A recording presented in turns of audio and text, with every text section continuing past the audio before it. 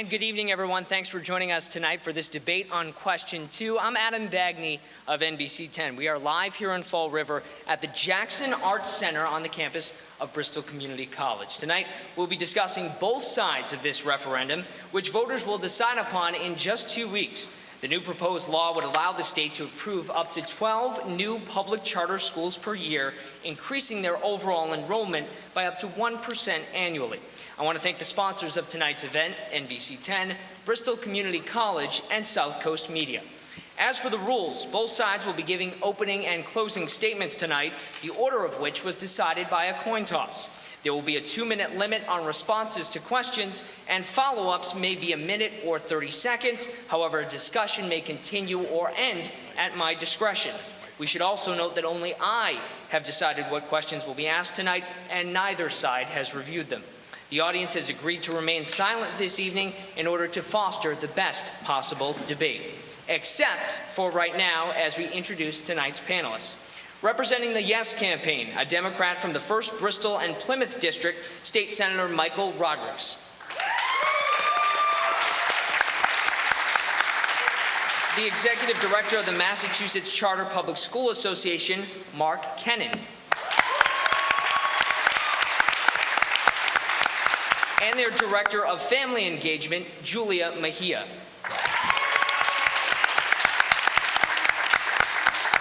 And representing the No campaign, the co-chair of the Boston Public Schools Citywide Parents Council, Heshan Berents-Weeramuni. I got that one right, thankfully. And the president of the Fall River Educators Association, Rebecca Cusick. And the co-chair of the American Tourette's Association's Massachusetts chapter, Michael Robinson. And let's begin now with an opening statement from Senator Rodrigues. Thank you, Adam. And first of all, let me thank you for agreeing to moderate this evening, and for CJ and the entire team at Fall River Community Media. I know it's a lot of work putting this all together, so thank you all very much. Good evening, everyone. I'm State Senator Michael Rodrigues. I'm happy to have the opportunity to be here for this important debate tonight. We should constantly be debating on finding ways to improve and enhance educational opportunities for all of our kids, because that is why we are here tonight.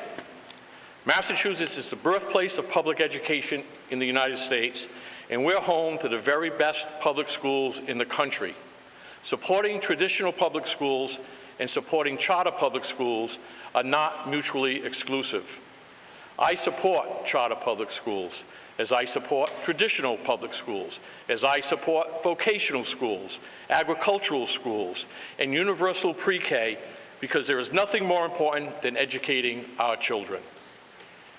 In Fall River, there are families who can afford private or parochial schools as a different educational option for their children, and there are families who cannot afford those options. Why should the ability to choose the best educational model for your child be limited to only those with financial means? Whether you're from the Highlands or the Flint, Maplewood or Corky Row, I believe every parent deserves the right to choose the best public school for their child. Public schools do not drain money from school districts. The Massachusetts Taxpayers Foundation did the math, and their report was affirmed by both the Boston Globe and the Boston Herald. And, after all, how often do these two newspapers agree on anything? This debate is not about whether or not charter schools take money away from our district schools. It is about whether or not economically disadvantaged families have the right and the ability to choose the best options for educating their children. We need to put partisan politics aside and come together to expand access to public education. Supporting charter public schools is not a Democratic thing to do. It's not a Republican thing to do. It's the right thing to do. Every family, regardless of their income, deserves to have a choice in their child's education, because in education, one size does not fit all. Thanks, Senator Rodrigues. Now an opening statement from I'd ask the audience to please hold your applause tonight. And a comment now, an opening statement from Mr. Berents-Weeramuni. Thank you. First of all, I'm incredibly honored to be here. I spent a Thanksgiving many years ago in Fall River, and unfortunately I have not had the pleasure to come back. I just wanted to very quickly say that I have 2 kids in the Boston Public Schools, 2 daughters. One is 12, the other is 14. They went to a level 3 school, which had 900 or so students, economically disadvantaged students, around about 72%, 78% kids of color. I go to, very proudly, a school system that is 87% children of color. We have 4,000 homeless students, and it is on behalf of them, as well as parochial school students and existing charter school students, that I argue against ballot question number 2. Very quickly, as Adam has already said, up to 12 new charters a year is what we're discussing, forever, anywhere, without any local input and without any additional funding. We will not only hurt, once again, existing public schools, but parochial schools and existing charter schools. I do know my birds and bees, and one of the things that I will tell you is that kids do not grow on trees, and it will drain money and resources from every single school system. 182 school committees, the people that actually decide on budgets, argue, make deep cuts, or increase budgets, those school committees have already voted no. There has been no school committee that has voted yes.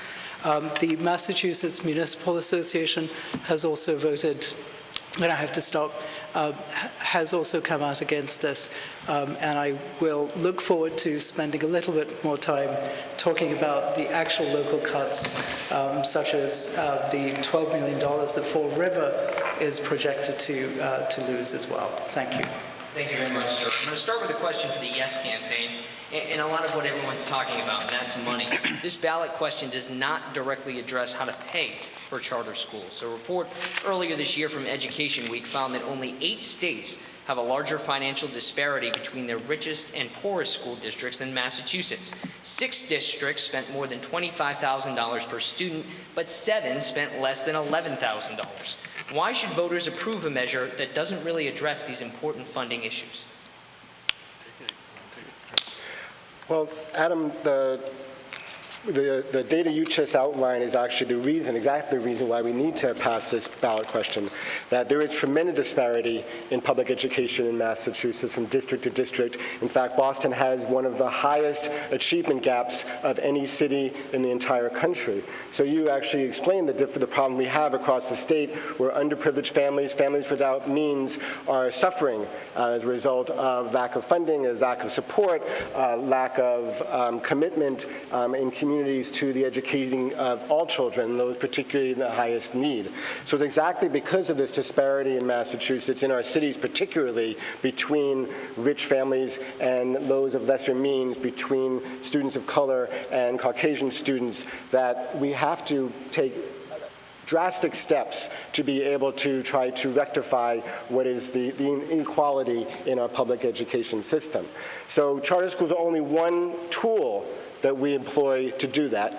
We advocate for charter schools as a way to provide those choices for families that don't otherwise have choices. Many families in the districts, Adam, you mentioned, that pay $20,000, $25,000 a year have multiple choices for their families. I live in a region out in Western Mass where I had choices for my family. But many families in this state do not have those choices, and it's not fair that only families in wealthy districts have choices, and those families in lower income communities don't have their choices. So we advocate strongly for this. It's just one way to try to address that inequality that permeates our public education system. Let's get a response now from someone from the No campaign. That's a big disparity, $25,000 per student, but 7 had less than $11,000. Why aren't charter schools the answer? I would say that last year, the Bipartisan Foundation Budget Review Commission did a study of the education funding in the state of Massachusetts and found that it is severely underfunded to the tune of $1 billion. wealthier communities are able to commit more than the minimum net school spending requirement. And that's why some communities spend more than communities like Fall River.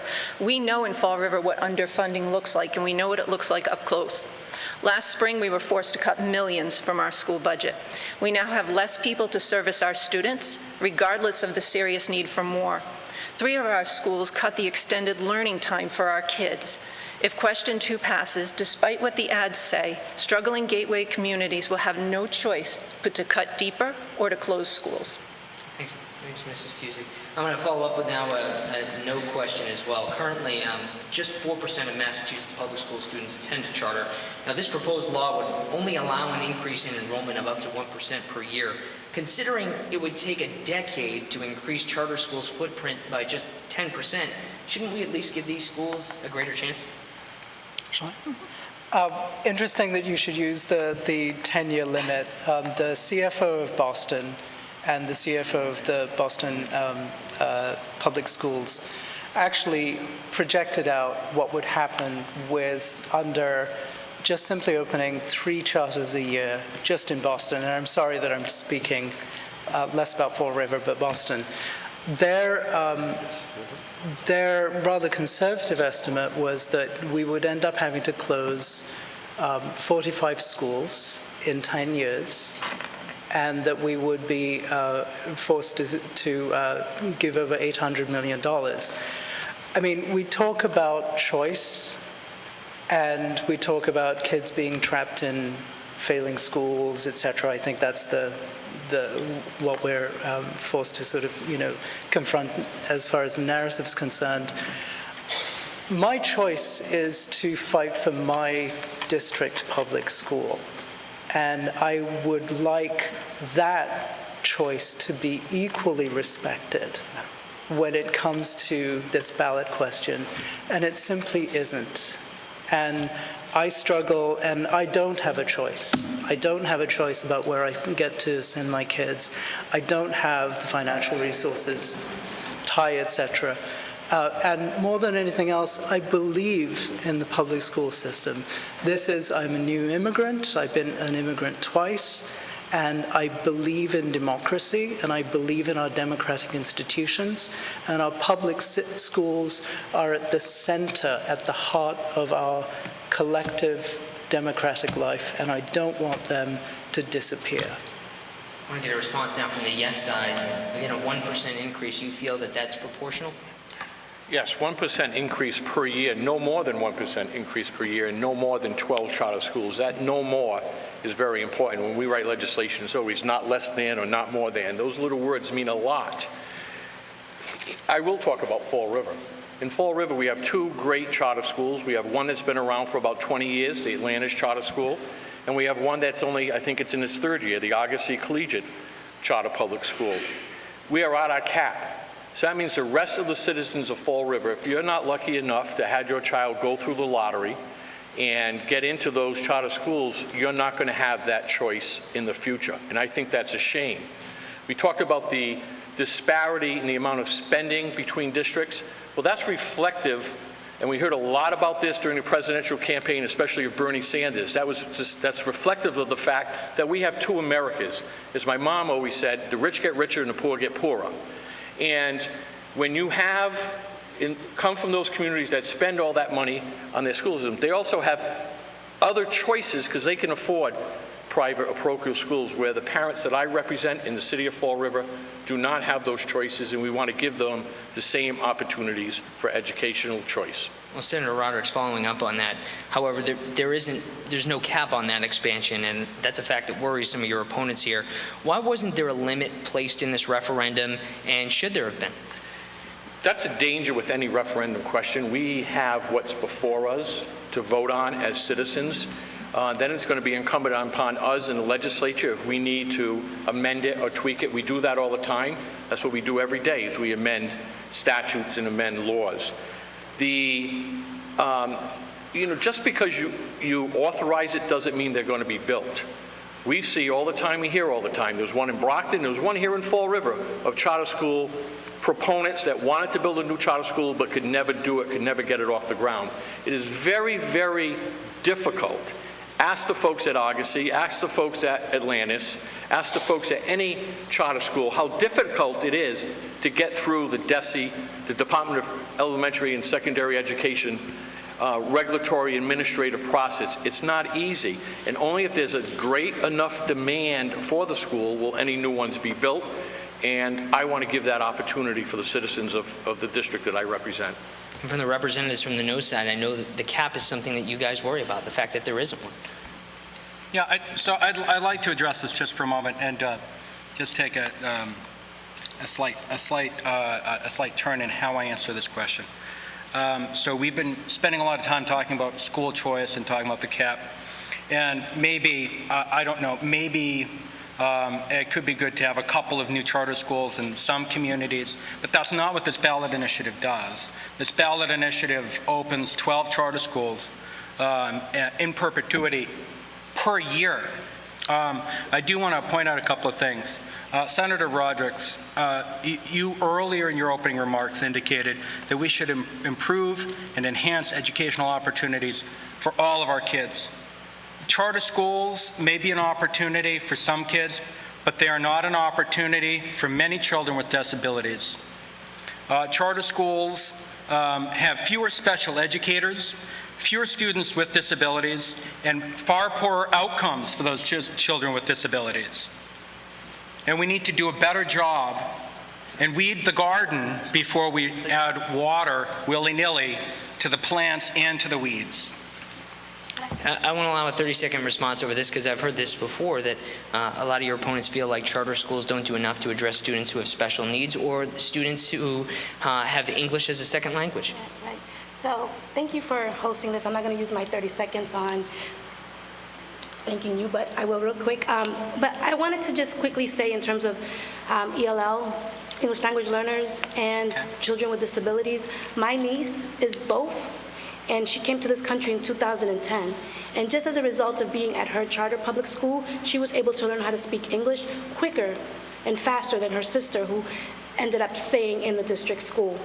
And then in terms of special needs, she had a speech impediment, she needed support, all of these different types of mechanisms, and I felt like I was living in the suburbs just by mere fact of the type of services that she was receiving. So this conversation in terms of whether or not we serve, it's a big myth, and it's a way to continue to hide under the fact that when it comes to students with special needs and English language learners, that both the district schools need to recognize that they need to step it up too. Because when you look at the kids who are going from one school to the next trying to receive their services, those kids don't get counted against the district. Well, I want to turn the subject back to funding just here for a second, because that's a huge part of this debate.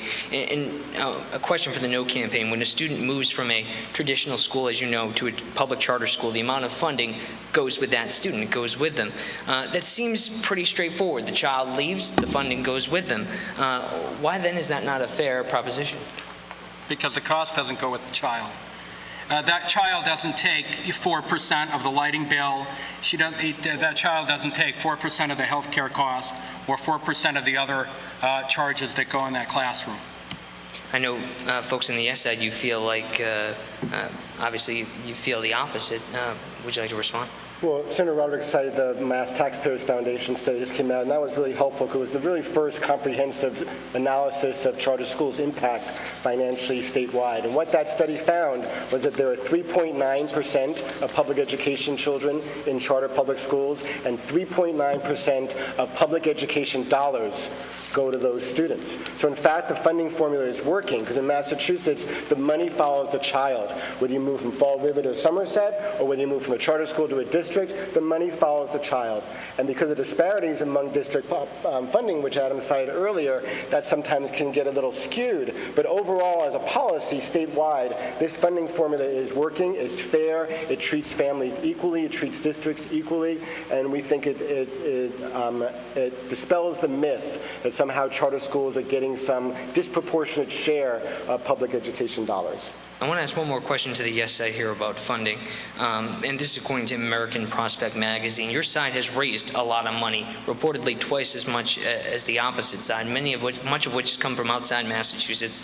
For example, Great Schools Massachusetts has received funds from Families for Excellent Schools. That's a New York nonprofit that many say is fueled by hedge fund managers.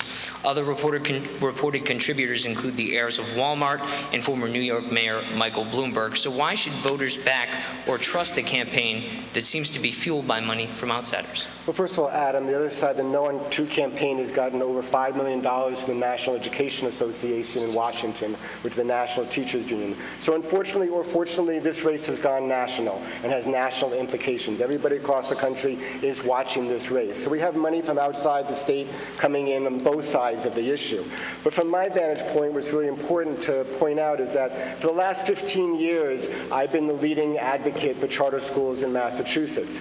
And for those 15 years, every year I've had to fight against the most powerful political force in this state, which is the Massachusetts Teachers Association. And every year they overwhelmed us with their money and their human resources, which is why we have more caps and stricter caps than any state in the country, because of the work the MTA did all these years in limiting our growth and suppressing the needs of families who are looking for public charter schools. So we think that this money that is coming in from donors that is helping us support our campaign is just leveling the playing field. And in fact, we're not going to double the money spent by the unions. It's actually going to be very close by the time we're done with their money coming in from the outside. So the myth that somehow we are distorting this by bringing outside money is, again, just twisting an equation where both sides are bringing outside money, but we're facing the No campaign, which has access to millions and millions and millions of dollars in membership dues. Earlier this year, the MTA took a vote and appropriated $9 million to fight this effort. So the money is there on both sides. Unfortunately or fortunately, we're going to break records on both sides of the campaign, yes and no. And we wish that these campaigns didn't focus on television and cost so much money. We wish we could do more campaigning like this, where we could talk to people locally. But to try to discredit the Yes on 2 campaign or charter schools because we have donors from outside of the state that are supporting us, just like the union has support from outside the state, feels unfair. Do you, from the No campaign, feel it's a fair fight? I absolutely do not. None of us, with respect, we drove here. We won't be getting a per mileage thing because we're volunteers. One of the things that I have to, as a parent, simply say is that I know where the money from the teachers' unions comes from. They come from teachers. And when we talk about teachers, we're actually talking about a teachers' union that is overwhelmingly women. This is, to invoke Bernie Sanders and Elizabeth Warren, who also is No on 2, we talk about the fact that this is a profession that is a gateway to economic security for women. And that's something that we should celebrate, because look at the outcomes. We are #1 in the country. We are #1 in the country. If we look at Massachusetts as a country, we are number 9 in reading in the world. We are number 2 in science in our TIMSS scores, only behind Singapore. This is, it's one of these things where the fabric of our democracy needs to be protected, and I do not know why the Walton family wants to basically come in and give a ton of money onto this campaign when they tried to come into Roxbury and wouldn't even guarantee $12 an hour. Well, let me follow up here with a question in a report that the Yes side cited. They talked about this report from the Massachusetts Taxpayers Foundation, which claimed that per-student funding has increased steadily across the state, and often that charter school funding has remained a lot more stable than the traditional public school counterparts. What would you say to critics who claim the No campaign is blaming charter schools when this is really more of a budget issue? I would say that, from what I understand, the Massachusetts Taxpayer Foundation report admits in a disclaimer that they did not look at how charters impact district budgets. And I believe Mayor Marty Walsh in Boston called it a completely inaccurate report. I believe they're probably thinking about the tuition reimbursements, but tuition reimbursement is not for full tuition. It is for the increase in tuition from year to year, and it has not been funded by the legislature as it should have been. And, Oh, yes, and healthcare and special ed costs, which the Foundation Budget Review found were driving costs that are not funded by the state, are missing from that report. Same question to the other side here. Do you feel charter schools are being unfairly blamed for budget issues? I don't know if they're being unfairly blamed, but, you know, oftentimes when the message and the facts don't meet your narrative, you shoot the messenger. So the Mass Taxpayers Foundation was prepared to be shot because they knew that their report, that is very analytical, would be criticized. They would be criticized because the message did not fit the no on to school side, so they shoot the messenger. That's why it's very important to realize, as I said in my opening remarks, that both the Boston Globe, which is a left-leaning progressive newspaper, usually aligned with Democratic Party values, and the Boston Herald, which is a right-leaning, very conservative newspaper, more aligned with Republican Party values, both endorsed and affirmed the Mass Taxpayers Foundation report. And this issue of funding is a quantitative debate. You can do the math and figure this out. And the Mass Taxpayers did the arithmetic and figured this out.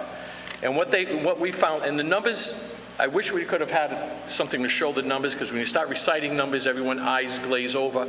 But let me just give you some numbers. From 2012 to 2016 fiscal years in the city of Fall River, the after reimbursement net cost for charter schools in Fall River was $3.3 million. That's what the charter schools cost net after reimbursement to the city of Fall River. During that same time frame, state Chapter 70 funding that we provide from the state increased by $11.9 million to the city of Fall River's school system, and their operating budget rose $37.7 million in those 5 years. So you ask yourself, is it the charter schools that are causing budget issues in the Fall River School Department, or is it management of the funds? I want to ask you about something that the No campaign talked about. They talked about school committees, and across the state they've come out against you on the No side. School committees, city councils, teachers, and hundreds of them, elected officials, many of whom these are folks that have expressed support for charter schools in the past. Why do you think that is, and why is that not a sign that your approach isn't the best? Right. So, you know, I'm not a data person and I'm not into numbers, so I'm just going to talk about my own personal experience here as a woman of color, a single parent. What I find to be disenfranchising is that most people who are on the committees really don't look like us, don't have very little lived experience, but yet are making decisions as to what we need and what we should have. So this whole conversation, and even hearing Heshan talking about his choice, and while I appreciate the choice, you have to understand that we're talking about families who have very limited access to resources and opportunities, not two-income households who can choose to implement and supplement whatever services their children are not getting in their district schools. And furthermore, when you talk about the level 9 and 2 in Massachusetts, those are looking at in districts, not the urban districts or gateway cities. We're talking about throughout the state of Massachusetts. So let's be really clear on how great Massachusetts is. We still have a lot of work to do. And when we have school committees that are representative of the people that they're supposed to serve, then maybe there might be allocations to the neighborhoods where the resources are mostly needed. What's happening is when you look across this who's fighting, none of them look like us, right? But yet they can always scream, hoot, and holler about the fact that we should not reserve the right to choose the type of education that is best suited for our kids. So when you want to talk about choice, what about our choices? What about our opportunities when you don't have the funds to be able to provide your daughter with the quality education that she deserves? I can't live in Jamaica Plain. I'm being priced out of certain neighborhoods. So Heshan, we have to really look at this conversation from who is at risk here, and we have to look at the children. And parents want choice. And if the school committee is not going to stand up and do what's right, by those students, then we need to reevaluate how those school committees get elected, because most of them are part of the union and have heavy backing because they get elected by those they serve. Are these school committees representative of the people?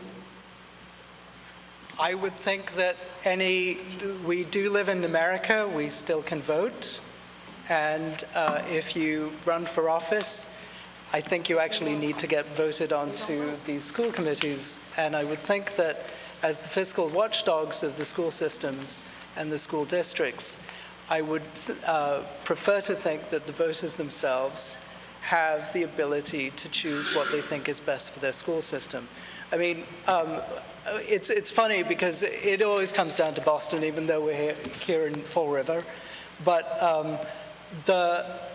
one of the things that we have to also talk about is governance. Okay, I mean, if one of the issues that we have with charters, and again, we're talking a ballot question. We're not talking about whether charters are good or bad, but I will also say that charters, 60% of them don't have a parent or a student on their board. 30% are made up of folks in the financial industry. Whose schools is what we have to sort of talk about. I want to ask you folks about that, because that's a common criticism of charter schools, the idea that these folks that are on the board are not local, that they're in the corporate world, that they are not accessible or accountable. How do you respond to those criticisms?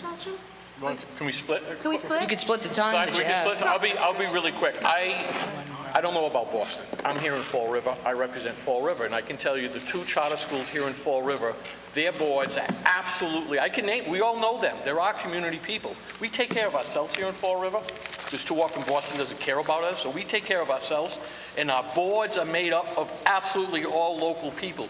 You know them by name, first name. You know their kids, you know their families. So it's absolutely local control. And the reason why school committees and city councils are coming out against it, it's simple. They have to get elected, and they want the Mass Teachers Association endorsement, and they're afraid of them. So I'll take it on. I'm just Dominican, and I'm very passionate when I speak. Don't get afraid.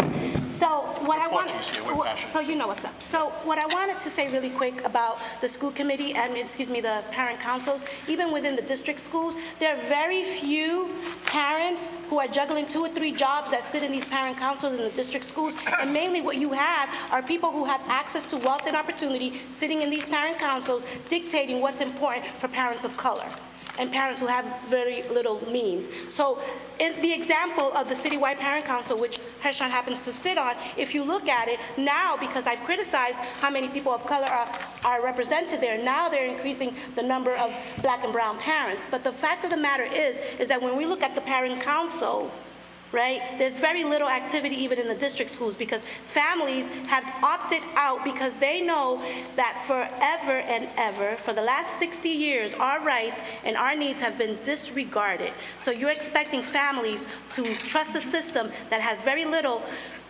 desire to do right by us. I'll let the No campaign respond in just 1 second, but I do want to follow up with this, that there was a report earlier this year from Brown University rather, that found 31% of charter board members are from the financial or corporate world, and just 14% are parents. In fact, 60% of the charter schools here in Massachusetts, this report from Brown University found, have no parents whatsoever on that board. Doesn't that, and I'll give you another 30 seconds, doesn't that demonstrate a lack of accountability or transparency?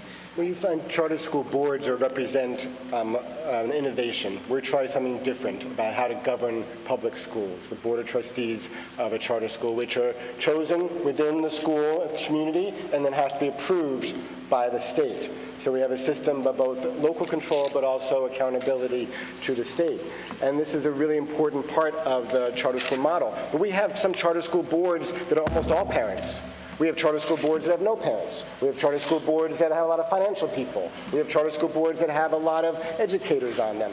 Any kind of model you want to see, you can find. The schools that my children went to out in Western Massachusetts were almost all parents. There were no corporate, no financial people on it. So it's another myth that people are spreading to try to discredit the charter school community. Are these charter school boards fair from the no set? You know, it didn't sound like Brown University was perpetuating a myth. It sounds like they had a valid study that found that 60% of the boards for these private institutions, okay, these private boards, don't have a single parent on the board of directors, and that 31% of the individuals on that board, on the boards, are from the financial services sector. And those individuals, by the way, back to finance for a moment, there's an interesting fact. Charter schools are the only public schools in the state that are allowed to carry over an operational carryover budget from one year to the next. And, you know, Julia, you made a very interesting comment earlier about how a lot of these communities are strapped for cash. Well, let me tell you, in the last school year, the carryover was $28 million in the state, up from the previous year that was $20 million in the state. And so you have these members of the board who are from these financial services corporations, and they have this big glut of money, and that's all I have to say about that. I'm going to give you an opportunity to, I want to talk about accountability a little bit more to let you continue sort of this conversation. But NBC 10, we ran a story earlier this year about a group of parents who felt that a local charter school here in Fall River was too strict to them. Some of the rules at the local charter was forbidding students from talking on the bus, issuing demerits for having the wrong sock color, and also punishing students by forcing them to wear a different color uniform. Some parents didn't like that, and they felt like they had no recourse because public charter schools are not overseen by these local school departments. So where does a parent go? And again, how would you respond to people who say there's not enough accountability or oversight for these charter schools? The issue isn't accountability of oversight. The issue really is choice. Charter schools are different than traditional public schools. They have longer school days, they have longer school years, they have stricter discipline requirements, they have stricter dress code requirements. So as a parent, you have to choose. You have a choice. I think that's a good thing. I think choice is good. You can choose. Do you want to send your child to a school that's got a longer school day, that has a longer school year, that has a more strict discipline code? Then send them to a charter school, or at least try to get them into the lottery. Unfortunately, in Fall River, if they don't get in the kindergarten now, they're not going to get in because they're full. Or if you want status quo, if you're happy with the school year, the school calendar, the discipline at the traditional public schools, then you can choose to send your child to a traditional public school.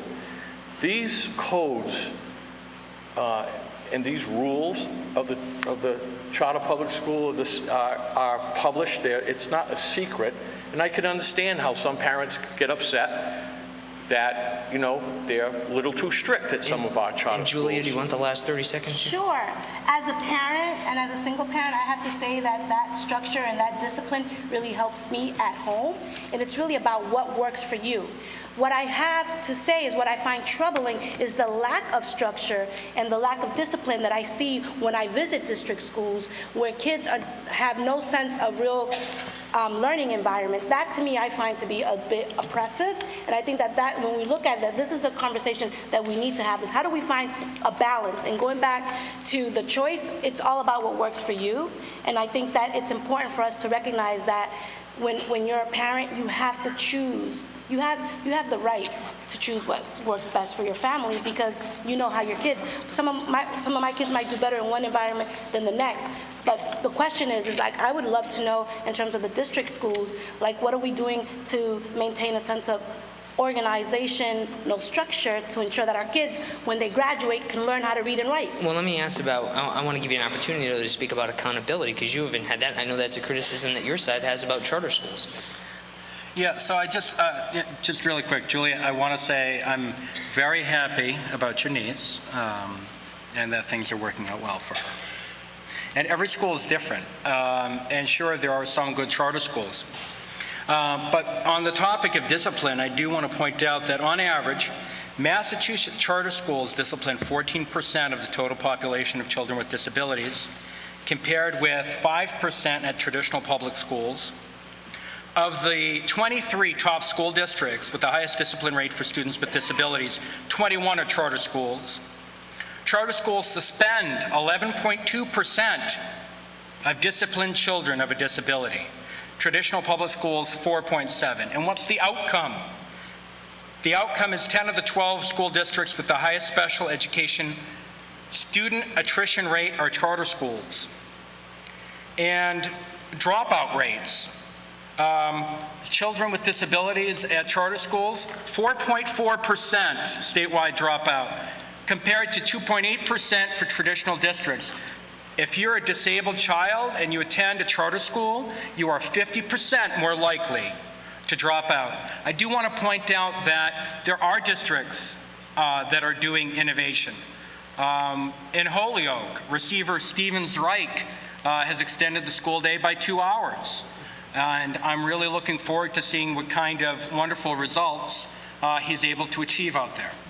And I would like to add that charter schools were intended to be centers of innovation, to give parents choice for something unique. The state auditor has issued a report that says that is not happening. It's not being shared with the traditional public schools. Parents do what they feel is best for their child. I understand that. I'm a parent.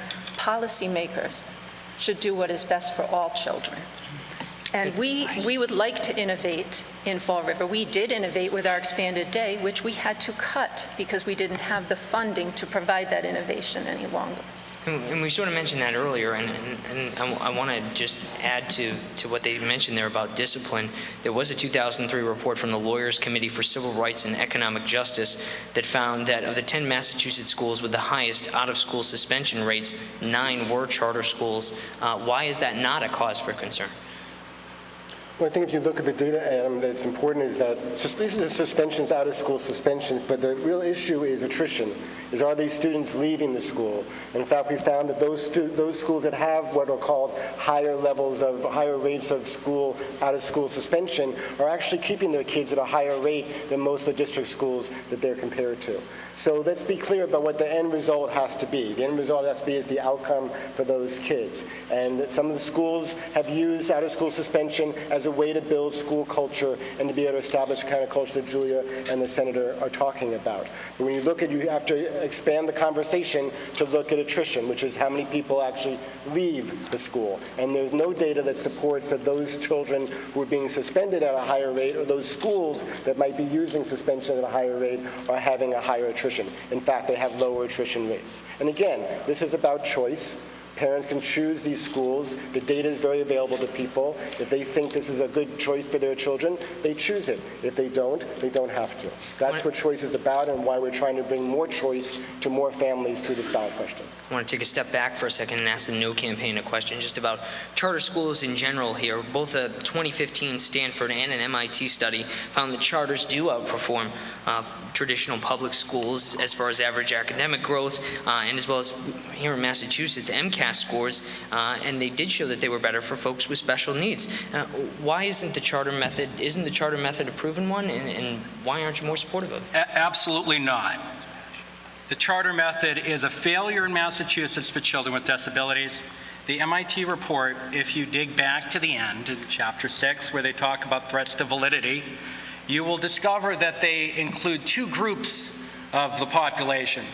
Group 1 is children who have disabilities who enroll in a charter school and then do well because they found a good charter school. And it also includes the population of students who enroll in a charter school, are punished out, return to the home district, and their eventual performance in the home district are included in that population. You'll also find that when you review the students' approach for the methodology, you'll find that she used fuzzy matching algorithm, which gave her in the mid-90s for a success rate. I work with data. The only way you get a mid-90s rate is if you're using highly liberal definitions when you're doing a match.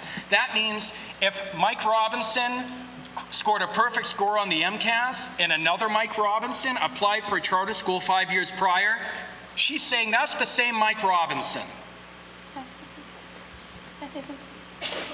So I'm going to just quickly say is that when you look at students who have special needs in our district schools, they end up in subset classrooms. And basically, in charter schools, they're part of the inclusion. So that means our kids are being educated within the general population. They don't get sent, like we used to call it back in the day, to the basement. And I think that we need to look at how we educate our students who have special needs across the board, both district and charter, and I'm being really honest about the work that needs to happen. But I have a concern is the stigma that what I have seen in charter public schools is that our kids come in performing at 2 to 3 grade levels below when they're on IEPs, because what's happening is in the district, sometimes they oversubscribe those IEPs, and kids are subjected to a lifetime sentence of being on an IEP, when in reality, they don't need those services. And I know this for a fact because I work with both district and charter parents, and I have worked with parents who have come in, their students have come in with an IEP, and within years are able to reduce those services. But for some reason, and we know this because of the Department of Education in the federal level, and I'm not a buff like you with the data, but I do remember that they came into Massachusetts and to Boston in particular to look at the fact that Boston public schools were oversubscribing IEPs, and most recently they were neglecting to educate English language learners. So when you're a person who doesn't know how to speak English and you come into this country and they automatically think that you have a learning disability. I understand your time's expired, Ms. Mejia. I just want to give you a quick 30-second follow-up. Yeah, just to follow up really quickly. So I have 3 children with disabilities, 2 on IEP. My son, who's now in our home district, he made honor roll, he's playing football, he's been fully accepted. You know, we're not talking about inclusion versus exclusion. In fact, I will tell you, when they were at the charter school and they moved his desk 10 feet away from the other children and taped a circle around his desk to show where he was allowed to be, that is not an inclusive environment. That is the definition of exclusion. When they sent my kindergarten daughter to march down the hall in front of all the classrooms to go to the alternative room, where you have K through 12 students being disciplined in one room, that is not inclusion, that is exclusion. When you are using suspension as a trap door, that is exclusion. That is not inclusion. At charter schools, 11.2% of students with disabilities disciplined miss at least one day of school due to suspension, compared to 4.7% of similar students in traditional public schools. Your time's expired, Mr. Robinson. Thanks. I do want to ask the no side another question, though. We talked about status quo, and the yes side talked about it. And most of these Massachusetts charter schools are concentrated in lower performing districts like here in Fall River. Even this new proposed law would give priority to districts whose performance is in the bottom 25%. Isn't that a good thing to try something new for these areas where it's not working out well? Sure. Once again, choice is a wonderful thing if it respects the choice of everyone and the financial and economic viability of every single school. This ballot question will not do it. When you read the ballot question, it simply says if there are more than 12 applications, that preference will be given for the bottom 25%. There may be 12 applications for Andover, or Wellesley, or Weston, or Provincetown, where they spend $30,000 per pupil. That's what this ballot question actually says. When we talk about failing schools, and we talk about ELL failures, for example, Boston International School is a high school in Boston that has 84% ELL students. At 16 years old, they come from other countries, sometimes functionally illiterate in their own language. By 22, they graduate. 3 out of 4 of them go to college. If that is not a mark of success, I have no idea what we're talking about here. And that is an incredibly sad example for me to bring up. Because of budget cuts, they lost their librarian this year. And because they lost their librarian, they lost their accreditation, which when it comes to applying for college, which they do pretty darn well, this is going to be a problem for them going forward. We have 8 high schools in Boston that send more as a proportion of their populations than Belmont High does?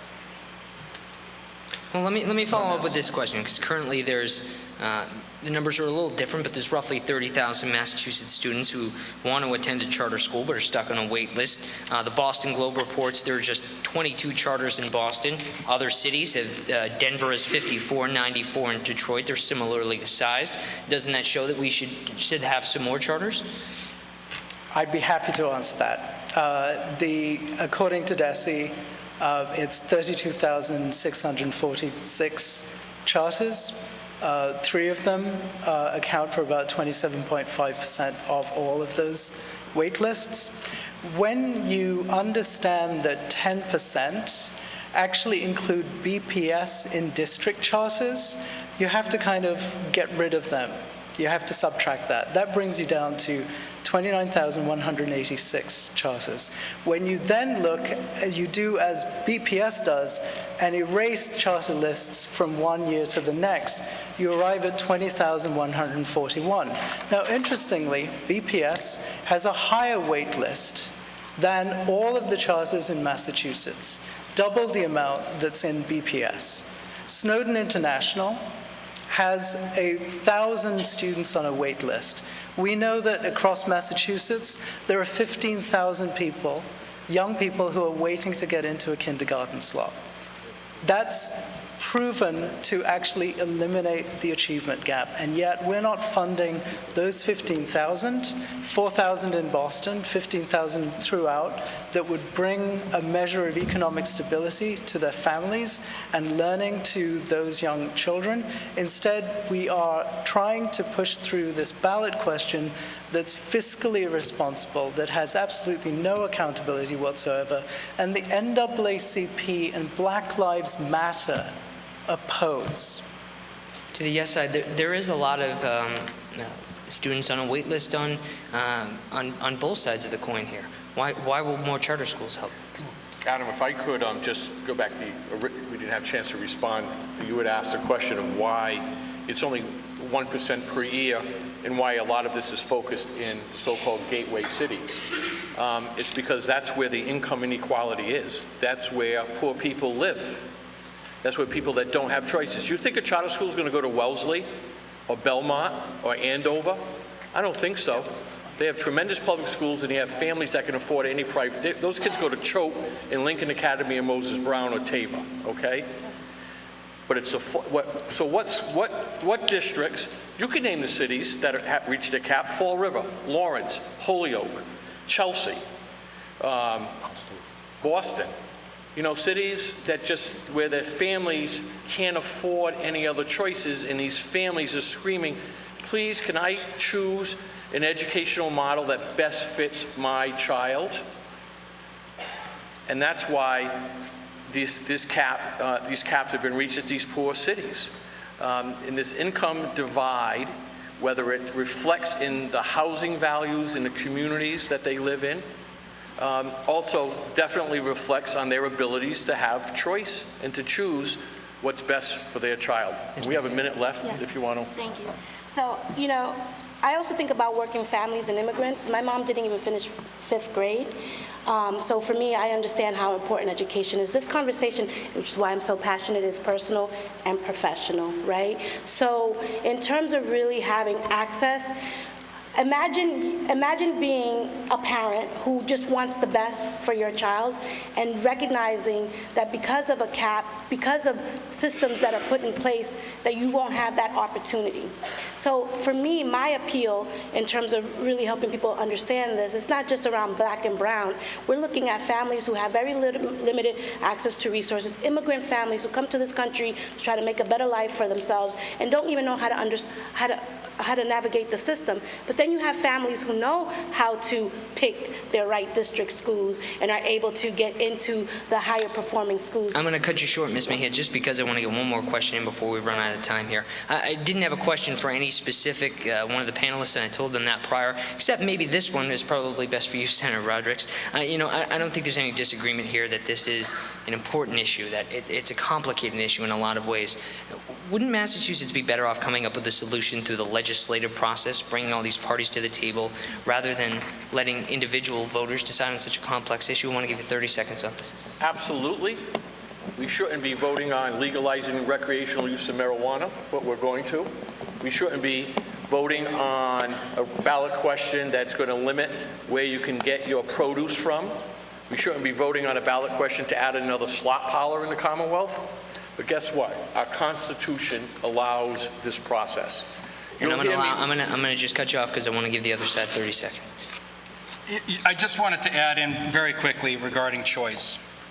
You know, when you are building your charter school, and when 19 charter schools out of 74 in the state, when 25% of charter schools have an have a full-time equivalent count of 0 for special educators, you're not ready to accept all your students, and that's in all communities. Thanks, Mr. Robinson. I want to get to the final statement here, and Ms. Cusick. I want to say thank you to everyone who took the time tonight to listen in on this important debate. Question 2 makes promises without saying how it will deliver on those promises, and it distracts us from talking about the real promise that has not been kept, the promise to provide all of our children in all of our schools, regardless of their zip code, with equality in education. And it distracts us from discussing how to offer innovations and positive reforms under the state's single-focused, test-based accountability system. We share a common goal on this stage, yet this question divides us, and it preys on our natural desire to seek out what we believe is best for our children. It is not possible to run 2 parallel separate systems for the price of one. If we cannot afford the schools we have now, why would we create new ones? Why are Wall Street outsiders who do not send their children to school in Massachusetts investing money in question 2? These out-of-state billionaires see privatizing education as an opportunity for corporations to profit with public money. Public education was born in Massachusetts, and it's an essential component of our democracy that we must not jeopardize. We should be working together to provide every single student with the resources they need to be successful, whether they live in a wealthy suburb or a poor city. The truth is, our schools are not failing. They are being failed by a system that allows the neediest kids to get the least, and an accountability system that values test scores above all else. Thanks, Mrs. Cusick. I have to cut you short. Senator Rodrigues. Please, audience, please. We've been respectful on that. Senator. Thank you, Adam, and thank all of you for coming this evening, and for all of those watching at home on television or online, because I would hope that we don't just wait for every so many years when there's a ballot question, that we can have real debate on how to better provide a public education system for our children, because there is nothing more important that we talk about, that we as a community should all talk about, than public education. This is about choice. We should all have the ability. I always joke, I was lucky, I guess in a way, but for the first 12 years of my school, K through 12, every one of my teachers had the same first name, Sister. And I had a lot of discipline. And my parents appreciated the discipline, and I hope that it taught me values in my life of how to respect people, respect everyone's opinion, and that I show that every day when I'm representing you at the State House. I know many public school teachers who send their kids to parochial and private schools. And they often say, "Oh, Mike, I know you're yes on 2, but my union's telling me I got to be no on 2." And I'm like, so-and-so, but both your kids are at Bishop Stang. Both your kids are at, Holy Family, Holy Name School. Your kids go to St. Philomena's in Portsmouth. How can you deny choice? That's good that you have the money and you can afford it, but why shouldn't someone that's on the 3rd floor on Plain Street have that same opportunity to choose the educational model? And Senator Rodrigues, I appreciate that, but we've run out of time. They're telling me 30 seconds. I'm sorry. We got about 20 seconds on the clock, so thank you. I want to thank everyone so much. It was a great, respectful debate, and we really, really appreciate it. I want to thank everyone who participated, as well as our sponsors, NBC 10, Bristol Community College, and Southcoast Media. A full wrap on tonight's debate on NBC 10 News at 11, and thank you all for watching. Good night from Fall River.